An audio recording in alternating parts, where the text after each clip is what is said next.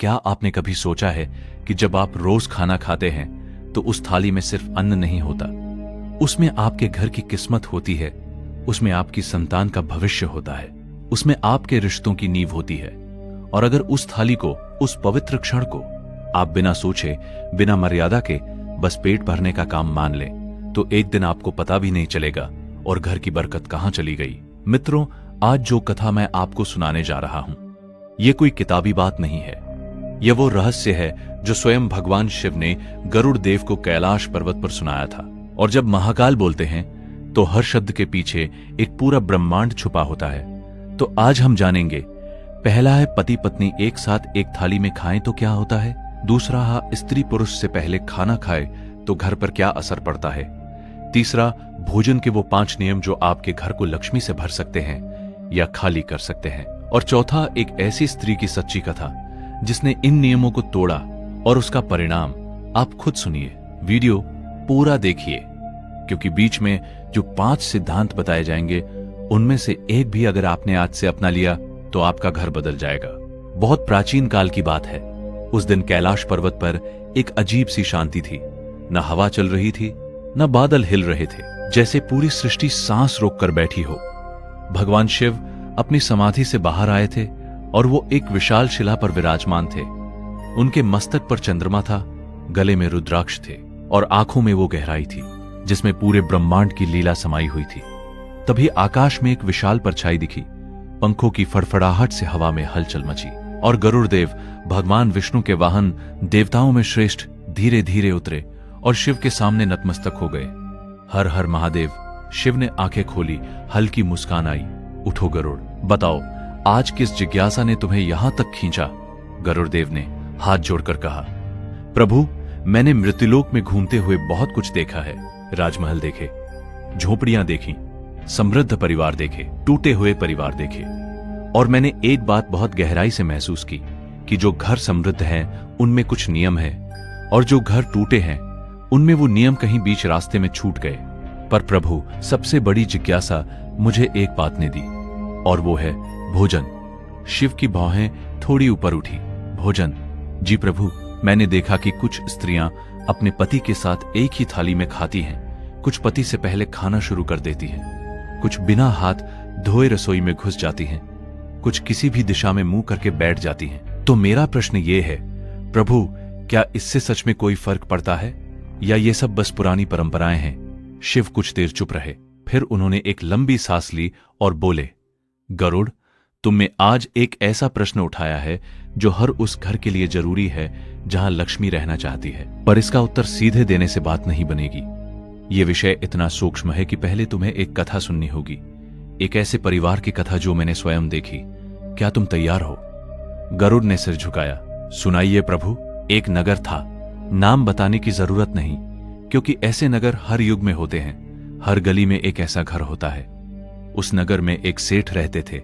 धन था, मान था, प्रतिष्ठा थी, पर लोग उनका सम्मान इसलिए नहीं करते थे कि वो अमीर थे। लोग उनका सम्मान इसलिए करते थे क्योंकि वो इंसान थे। सेठ जी का स्वभाव ऐसा था जैसे गंगा जल, निर्मल, शांत और जो भी उनके संपर्क में आए पवित्र हो जाए। व्यापार में वो इतने ईमानदार थे कि उनके हाथ से लिखी रसीद को लोग अदालत का फैसला मानते थे। किसी से कभी ऊंची आवाज में नहीं बोले, किसी गरीब को खाली हाथ नहीं लौटाया। और उनकी पत्नी सेठानी, वो भी उन्हीं के समान थी। जैसे 2 दिए एक साथ जलें और रोशनी दोगुनी हो जाए। हर सुबह ब्रह्म मुहूर्त में उठना, पहले भगवान का स्मरण, फिर तुलसी को जल, फिर घर का काम। भोजन बनाने से पहले वो रसोई में एक पल के लिए रुकती थी और मन ही मन कहती थी, हे अन्नपूर्णा माता, आज जो भी बनाऊं उसमें तुम्हारी कृपा रहे, मेरे परिवार के मन में प्रेम बढ़े। और फिर पकाती थी। नगर की औरतें उन्हें देखती थी और अपने घरों में वैसा ही करने की कोशिश करती थी, क्योंकि उनके घर में जो शांति थी वो शांति हर कोई चाहता था। धन कभी कम नहीं हुआ, कला कभी नहीं हुई, चाहे बाहर कितना भी तूफान हो। उस घर के भीतर हमेशा दिए की लो स्थिर रहती थी। पर इतनी समृद्धि के बीच एक खालीपन था। संतान नहीं थी। वर्षों बीत गए, उम्र बढ़ती गई, पर वो सुख दूर ही रहा। लोग कानाफूसी करते, इतना पुण्य करने वाले, इतने धर्मपरायण, फिर भी संतान नहीं, जरूर कोई पिछले जन्म का ऋण होगा। पर सेठ और सेठानी ने कभी किसी से शिकायत नहीं की। उन्होंने अपना भरोसा नहीं तोड़ा। वो जानते थे जब ईश्वर की इच्छा होगी तब होगा। और एक दिन ईश्वर की इच्छा हुई, घर में एक नन्ही किलकारी गूंजी। पूरा नगर खुश हो गया। सेठानी ने जब पहली बार अपने पुत्र को देखा तो उनकी आंखें भर आईं। वो आंसू दुख के नहीं थे, वो उस पूर्णता के आंसू थे जिसका इंतजार सालों से था।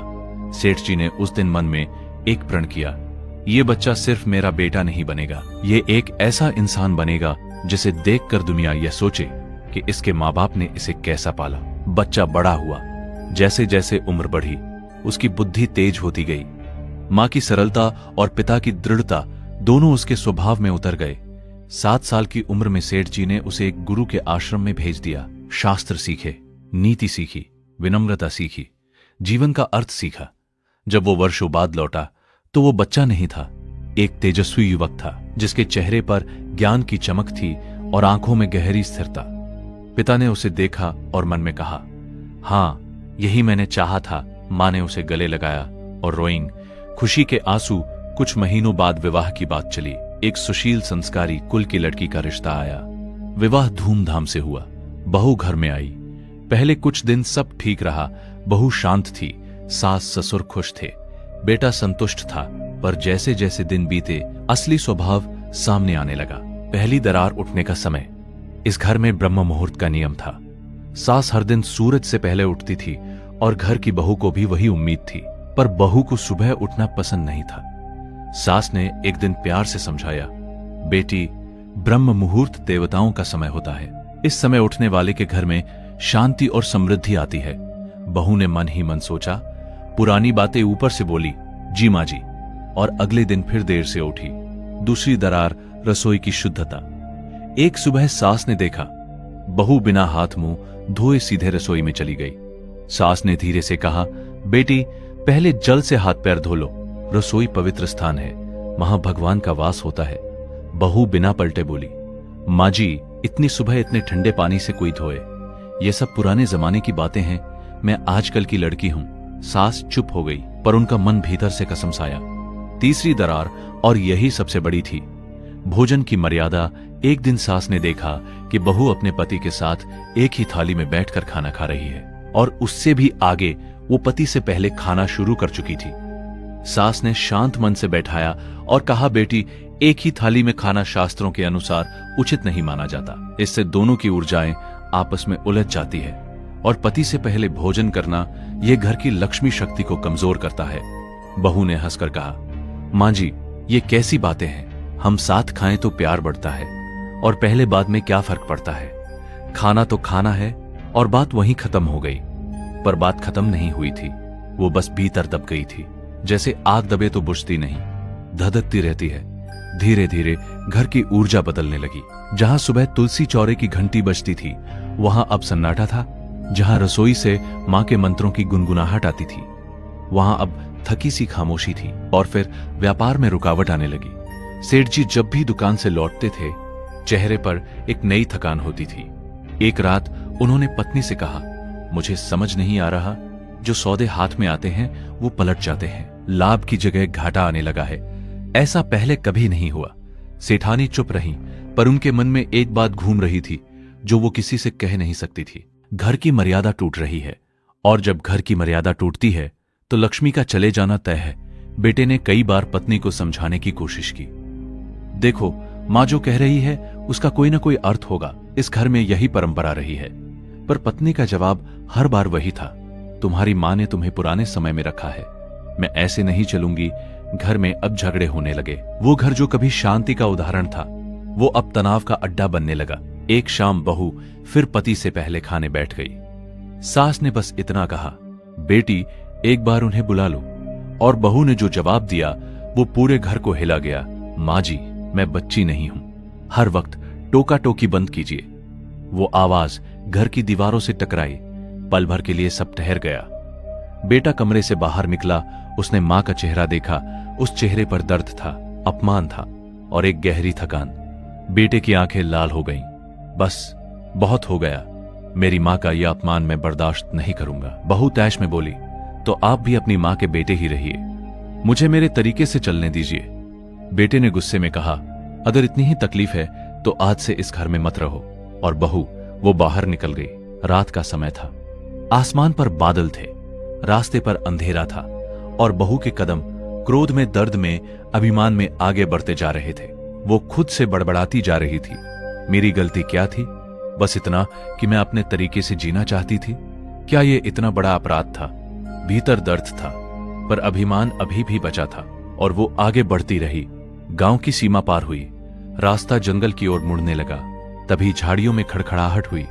बहू रुकी, दिल जोरों से धड़का। कौन है वहां?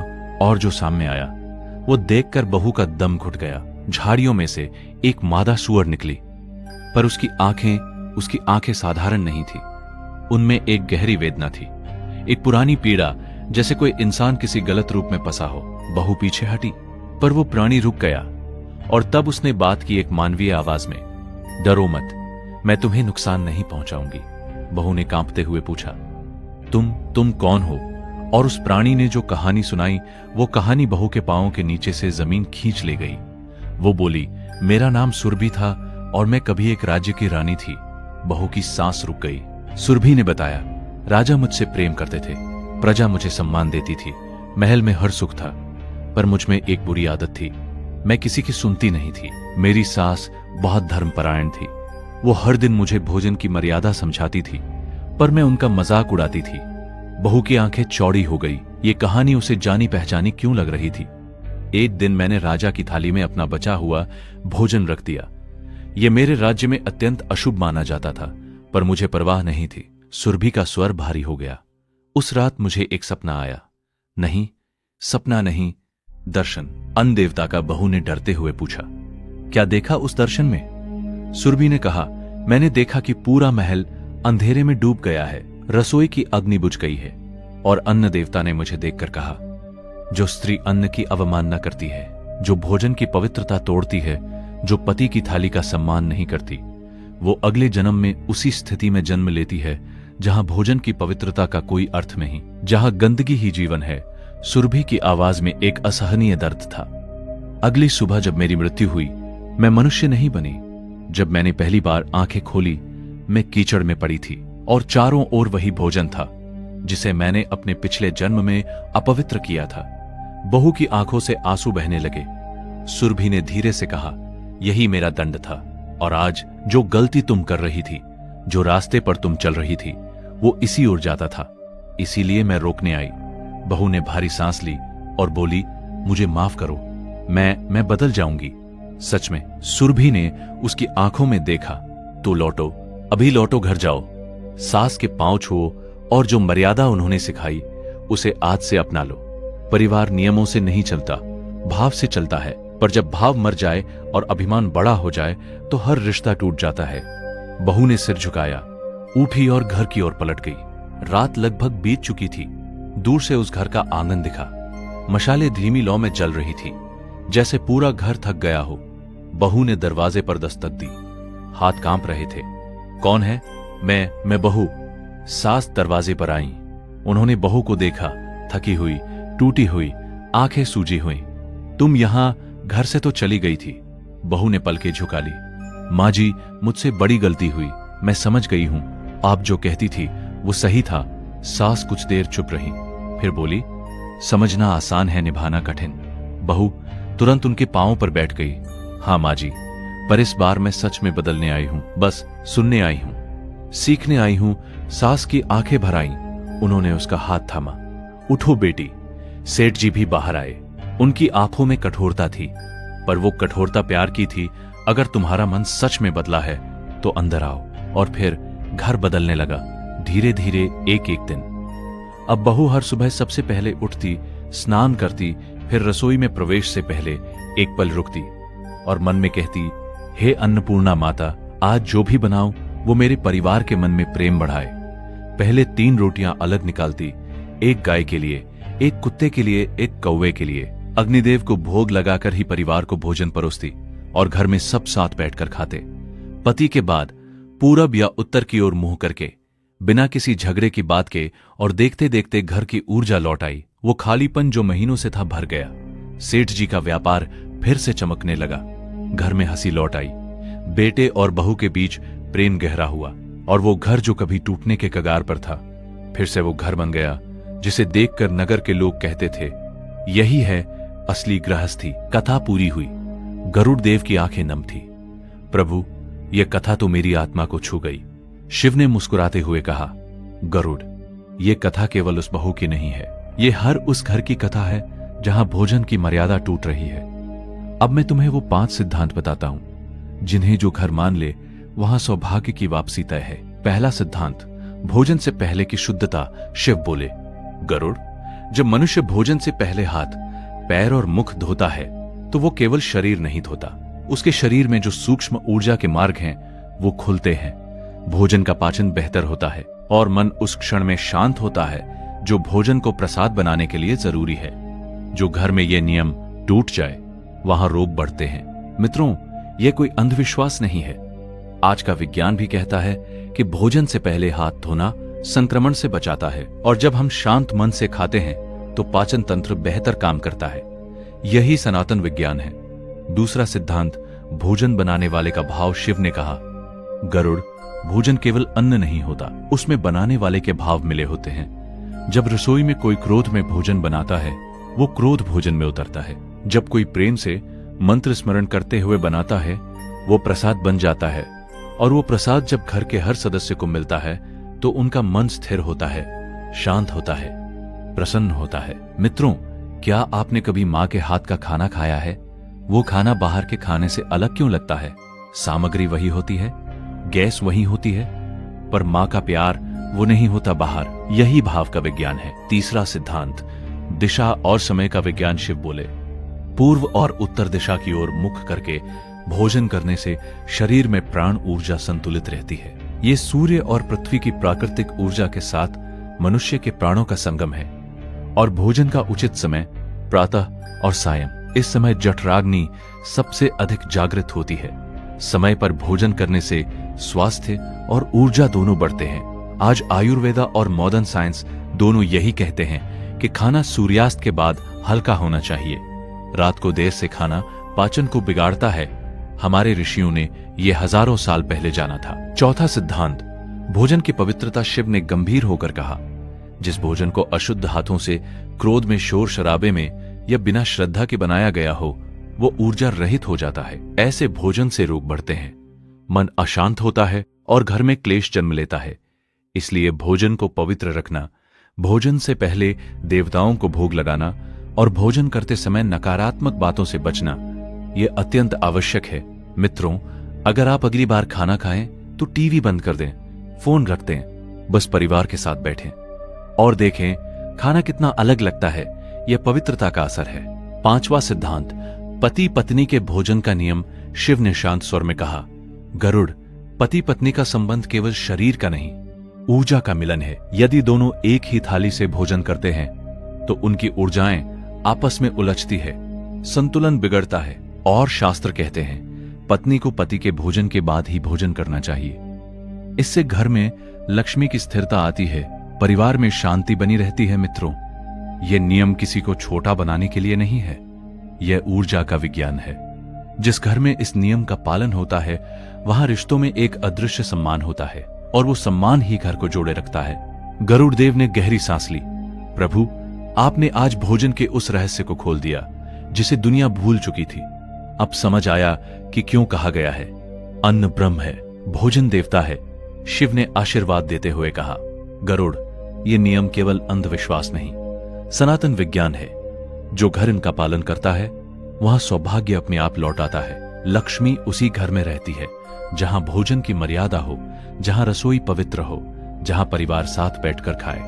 और याद रखो, घर की ऊर्जा तोड़ने के लिए कोई बड़ी गलती नहीं करनी पड़ती। छोटी छोटी मर्यादाएं टूटती हैं और धीरे धीरे वो घर खाली हो जाता है जो कभी भरा भरा था। मित्रों, आज की ये कथा सिर्फ सुनने के लिए नहीं थी, ये आपके घर के लिए एक दर्पण था। आज से एक नियम ले जाइए, बस एक। चाहे वो भोजन से पहले हाथ धोना हो, चाहे वो परिवार के साथ साथ बैठकर खाना हो, चाहे वो परिवार के साथ साथ बैठकर भोजन करना हो, चाहे वो रसोई में प्रवेश से पहले अन्नपूर्णा माता को याद करना हो। एक नियम आज से, और देखिए आपका घर कैसे बदलता है। जय मां अन्नपूर्णा। हर हर महादेव। अगर ये कथा आपके दिल को छू गई तो इसे उन लोगों तक पहुंचाइए जिनके घर को इसकी जरूरत है, क्योंकि कभी कभी एक कहानी एक पूरा घर बचा लेती है। बात तो सही है।